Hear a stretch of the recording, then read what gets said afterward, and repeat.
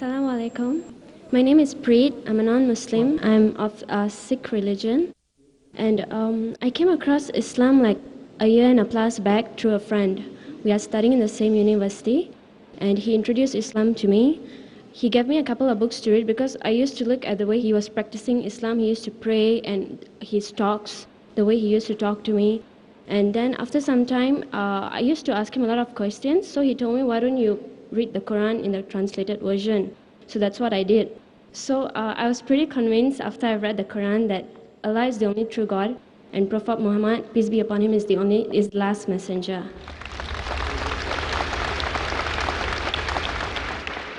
But after some time, my parents came to know about it, and they are very religious. So they are very unhappy that I was diverting into another religion. So they decided to take me to the temple to renew my faith. Despite the fact that I was not very happy, I could not object them because they would scold and like raise their voice, and I didn't want to fight with them. So I just agreed, but I did not do it from my heart. I just did it to make them happy, to please them, to avoid any argument and all that. So now I actually want to ask you for an advice. What do I do? How am I supposed to convince my parents? How am I supposed to tell them that I believe this is the religion for me at least?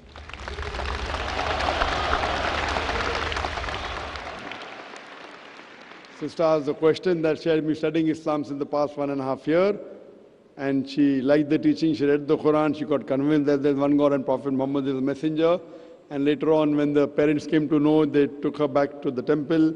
And though she unwillingly had to obey the parents, she's asking, how can I convince my parents? There is a talk I've given, and there's a book of mine, Concept of God in Major World Religions. Here what I spoke was only of 4 religions: Hinduism, Judaism, Christianity, and Islam. If you see my full lecture, it even includes Sikhism. Sikhism, sister, is a religion which came towards the end of the 15th century in the land of Punjab. It was founded by Guru Nanak Sahib. And what the scholars say, it's an amalgamation of many of the teachings from Hinduism and Islam. And it's a religion of 10 gurus. And if you read the concept of God in Sikhism, if you read the text, not the practice, the text, if you read Guru Granth Sahib, if you read the first chapter, Adi Granth, the first verse is known as Japuji. It says that He is true, He is not begotten, and He is most powerful, free from all wants, and has power over all things, and there's nothing like Him. So this of Japuji matches very closely with Surah Ikhlas, which I said. So theoretically, Sikhism definition of Almighty God is quite similar to definition of Quran Surah Ikhlas. That's the reason what Sikhs believe.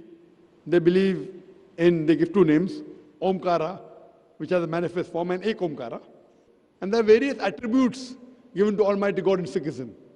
They call Almighty God as Sahib, which means Lord.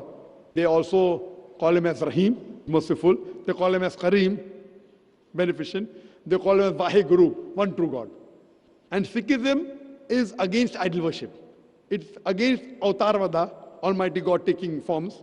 It's even against idol worship. So the teachings of, as far as concept of God is concerned, theoretically is quite similar. Practically, they do deviate here and there a little bit. But otherwise, as far as concept of God is concerned, it is quite similar. What my advice to you would be, you can give the translation of the Quran even to your mother and father and ask them to read and tell them that, can you point out something which is not good or something which disagrees? So you have to be patient and you have to tell them, and you have to do the duty of a true believer. First, I would like to know that you did say that you read the Quran, and you did also say that you believe in one God, but you never said whether you accepted Islam or not. But by believing there is one God, believing idol worship is wrong, believing in Prophet Muhammad, you do enter into the fold. But whether you did accept or not, I'm not aware. I would like to ask you, sister, that would you like to accept Islam?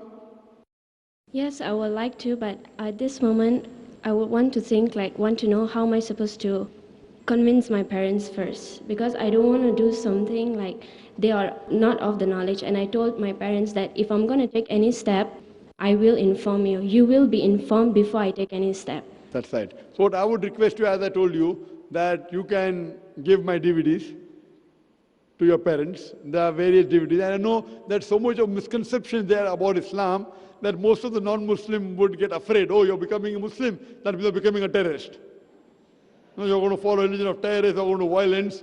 In fact, I always recommend that anyone who becomes a Muslim, especially the youngsters, first thing I tell them that there should be a difference between your behavior, what you did before accepting Islam and after accepting Islam. And as my son Farik, he told in his lecture, that paradise lies beneath the feet of your mother. Even for you, sister, your paradise, even if your mother is a non-Muslim, paradise is there beneath the feet of your mother. Whether your mother goes to paradise or not is secondary. You understand, no? Because you have to love your mother, you have to respect your mother. That does not mean that if you become a Muslim, you have to disrespect your mother. So when your parents see the change, that fine, I used to request my daughter to do small things she never used to do. Now she's helping me, she's dabbing me, she's following my instructions. So you have to see that once you become a Muslim, there has to be a marked difference between your behavior, what was earlier and what was now. If previously you were a good daughter, now you have to be a better daughter. And when they ask you why, you say this is the teaching of the Quran, this is the teaching of the Prophet. So once they find a marked difference in your behavior, in your kindness, in your obedience, if you are following 50%, try and follow 99.9 or 100%. If you are following 90%, try and follow 100%. Only those things, what they tell you, which goes against the teaching of the Quran and teaching of Prophet Muhammad, peace be upon him, those are the only things you should abstain from. Besides that, all what she tells you, even though you may not like it, you should do. So there should be a marked difference. For example, they may tell you, okay, wear clothes which are blue, and blue is not a favorite color. So if blue is not a favorite color, if your mother likes it, wear it. So she gets happy. So you have to look after her, you have to care for her more, so that they should be forced to ask, how come this change is there? So once they are forced to ask you how the change is, because these are the teachings of the Quran. And that's what my son told in his lecture, what I gave a gist. So this is their sister. At the same time, you have to try and remove the misconception. I've written a book on the most common questions asked by non-Muslims. In that book, I think it will be available outside. I would request the volunteers to give a copy to her. And these normally try and clarify the misconception what the media has spread about Islam. So if you give that book to read to your mother and father, maybe they will understand part of it, if not completely, and give the translation. And what I would say that never disrespect your parents. Even if they do things which are wrong, you as a daughter should not disrespect. As the Quran says, you can't say oof to them also. But same time, only those things what they tell you which is against Allah and His Rasul, these two things, is the only time you can disagree but politely. All the other things you go out of the way to convince them and to be good to them, be kind to them. There should be a marked difference. And then inshallah, they will be happy. Initially, they would feel a bit sad because, but natural, they would think that you're going into a wrong religion. But later on, because of a behavior, they'll get convinced, and you never know, you may be the Zariya for the Jannah. Like your mother, paradise lies beneath her feet. Maybe you may be the Zariya, you may be the path which will lead your parents to paradise. Hope that answers the question, sister. Thank you. जी दोस्तों, जैसे कि video आप लोगों ने देख ली है और उम्मीद करता हूँ कि डॉक्टर साहब के बेहतरीन जवाब भी आप लोगों को पसंद आए होंगे। जैसे कि डॉक्टर साहब का जवाब आप लोगों ने भी सुना है, इस बहन का जो सवाल था वो भी आप लोगों ने सुना है कि मैं बहुत अरसे से मेरा जो है वो 1.5 साल हो गया है कि मैं एक मज़हब को, इस्लाम को मुतालबा कर रहा हूँ, कुरान मजीद को पढ़ रही हूँ, लेकिन मुझे यकीन हो गया है कि खुदा एक है, हज़रत मोहम्मद सल्लल्लाहु अलैहि वसल्लम अल्लाह ताला के आखिरी रसूल है। इसके बाद मैंने इस्लाम कबूल कर लिया है दिल से, और लेकिन वहाँ पे मेरे पेरेंट्स आ गए थे।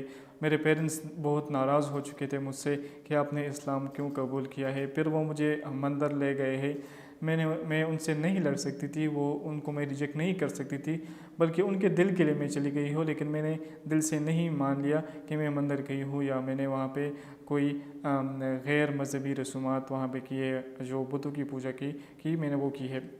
तो इस तरह जैसे कि इसने कहा कि मैं अपने वालिद को कैसे राज़ी करूँ, डॉक्टर साहब ने बहुत बेहतरीन जवाब दिया है कि आपके वालिद जो भी कहे आप उनकी पहले से ज़्यादा इज़्ज़त करें और उनकी हर एक बात माने, लेकिन कभी भी उनसे ये बात ना सीखे या उनकी ये बात ना माने कि आप शिरक करें दूसरे मज़हब में, सिर्फ़ अपने अल्लाह की इबादत करें। तो अगर आपको फिर भी कोई तकलीफ़ है कत्ल करने की या आपको कोई और नुकसान है, जानी मानी नुकसान है आपको, तो फिर आप अगर दिल में भी आपने इस्लाम कबूल किया है तो आप एक मुसलमान है, आप एक सच्चे मुसलमान हैं। तो दोस्तों, जैसे कि वीडियो आप लोगों ने देख ली है और उम्मीद करता हूँ कि वीडियो आपको पसंद भी आई होगी। अगर वीडियो पसंद आई हो तो अपनी कीमती राय हमारे साथ ज़रूर शेयर करें। सलाम।